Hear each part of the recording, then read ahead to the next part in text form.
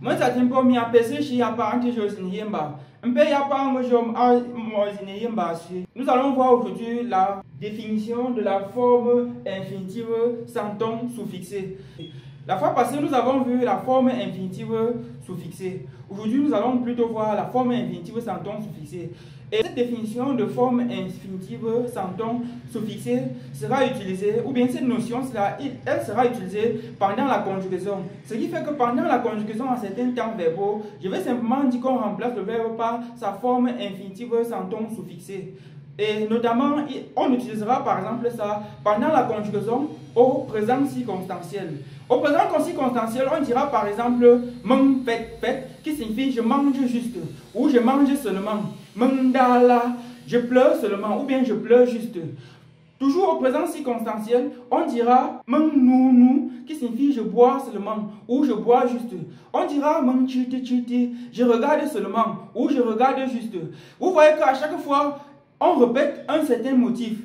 Et maintenant alors, ces motifs-là sont formés à partir de la définition d'aujourd'hui. L'un de ces motifs-là sera utilisé. Par exemple, on a dit fait. Le premier motif sera formé à partir de quelque chose d'autre. Mais le deuxième motif, qu'on a dit fait, sera formé à partir de la forme infinitive sans ton suffixé que nous voyons aujourd'hui. Donc c'est pour ça que nous voyons ça, puisqu'on sera obligé pendant la conjugaison d'utiliser ces notions-ci. Et je ne vais pas revenir redéfinir tout ça et vous remontrer tout ça, parce que je vais considérer que comme on a vu aujourd'hui, je ne vais pas revenir sur ça. Donc, c'est quoi la forme infinitive sans ton suffixé? On appellera forme infinitive sans ton suffixé d'un verbe dans la langue yemba tout simplement ce verbe-là diminué de son préfixe le et de son ton. Parce que dans cette chaîne-là, je vous avais dit que chaque verbe dans la langue yemba possède un ton. Et ce ton-là était clairement sur sa deuxième voyelle après la voyelle de son préfixe le.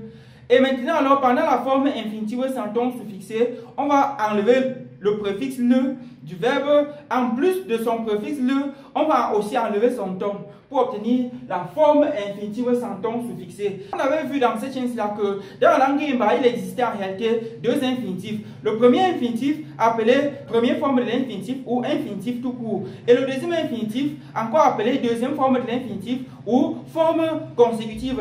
Et on avait aussi vu dans cette chaîne-là la définition de la forme consécutive. Et je ne vais pas revenir sur ça. Mais sachez que pour aujourd'hui, la forme infinitive sans ton suffixé s'intéresse que la première forme de l'infinitif. Il s'agit des verbes qui commencent chaque fois par le. On dira le fait, par exemple, manger, le qui signifie éclairer. On dira le qui signifie détacher. On dira le tu qui signifie porter. On dira le ti qui signifie écrire. On dira le ti qui signifie découper. On dira le wap qui signifie attraper. Donc, à chaque fois, les verbes de la première forme de l'infinitif ou bien les verbes à la forme infinitive commenceront par le. Et maintenant, alors, on va donc utiliser ça pour trouver la forme infinitive sans ton suffixé. Maintenant, voici l'exemple. À la fin de ce cours-là, je vais vous donner des exercices à faire pour voir si vous avez compris.